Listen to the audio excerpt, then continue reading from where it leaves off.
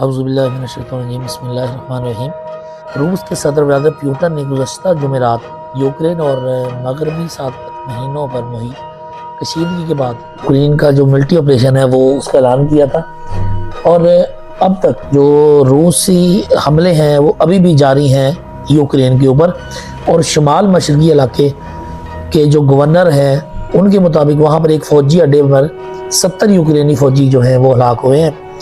اور جو روس کے صدر پوتن ہیں انہوں نے حملوں میں کمی کا کوئی اندیہ نہیں دیا،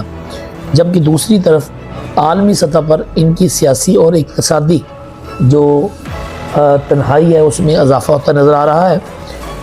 امریکہ کی پوری بھرپور کوشش ہے کہ اس نے اپنے اتحادی ممالک کے ساتھ مل کر معاشی طور کے اوپر روس کو سزا دینے کے لیے اس کے اوپر جو اس کی کمپنیز ہیں ان کو اور کاروباری معاملات کو لے کر جو ہے اس پر پابندیاں عائد کی ہیں۔ ان سب باتوں کے ساتھ ساتھ ایک بات کا ضرور خیال رکھیے گا کہ دوسری عالمی جنگ عظیم کے بعد یوکرین پر کسی بھی یورپی ریاست پر ہونے والا جو حملہ ہے سب سے بڑا جو یہی حملہ ہے جو روس نے یوکرین پر کیا ہے، اور امریکہ اور دو جوہری طاقتوں کے درمیان جو کشیدگی میں اضافے کے پیش نظر اپنی فوج یوکرین بھیجنے سے انکار کیا ہے کہ امریکہ کہتا ہے کہ جی میں نے اپنی جو فوج ہے وہ یوکرین کو میں نہیں بھیجنی۔ جی ٹرینڈنگ نیوز کے دوستو، پاکستان کو ایک پیغام دیا گیا ہے یورپی یونین کی جانب سے جس کی سربراہی امریکہ کر رہا ہے، خصوصی طور پر 22 ممالک کے جو مشنز ہیں انہوں نے ان کے سربراہوں کی جانب سے جو یورپی یونین میں اس میں پاکستان کے اوپر اس چیز کو زور دیا گیا ہے کہ وہ یوکرین پر جو روس کے حملے ہیں ان کی مذمت کریں اور جو بین الاقوامی قوانین کی نفاذ کے لیے ان کا ساتھ دیں۔ کہ گزشتہ ہفتے جمعرات کو روسی صدر جو ہیں پوتن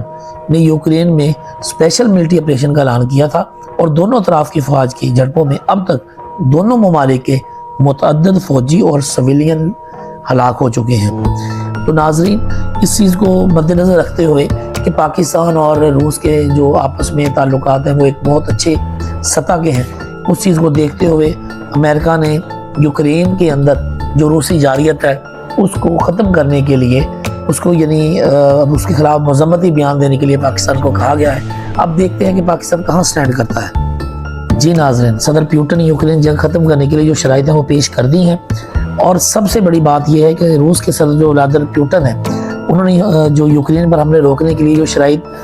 پیش کی ہیں اس میں انہوں نے جو ایک خبر سا ادارہ ہے AFP کے مطابق فرانسیسی صدر کے ساتھ بہت طویل ٹیلی فونک رابطہ ہوا ہے صدر پوتن کا، جس میں صدر پوتن کا یہ کہنا تھا کہ ڈی ملٹرائزیشن مغرب کی جانب سے کرائمیا پر روس کی حاکمیت کو قبول کرنے کی پیشگی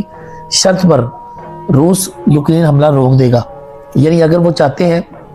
یوکرین کہ وہ اپنے اوپر ہونے والا جو حملہ ہے اس کو ہم روک دیں، یعنی روس کہتا ہے، تو جو یوکرین کی جو ڈی ملٹرائزیشن مغرب کی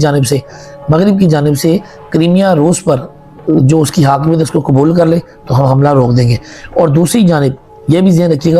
گا کہ اقوام متحدہ کا کہنا ہے کہ روس کی جانب سے یوکرین پر حملے کے بعد اب تک 5 لاکھ لوگ جو 5 لاکھ لوگ ہیں وہ یوکرین چھوڑ کر جا چکے ہیں۔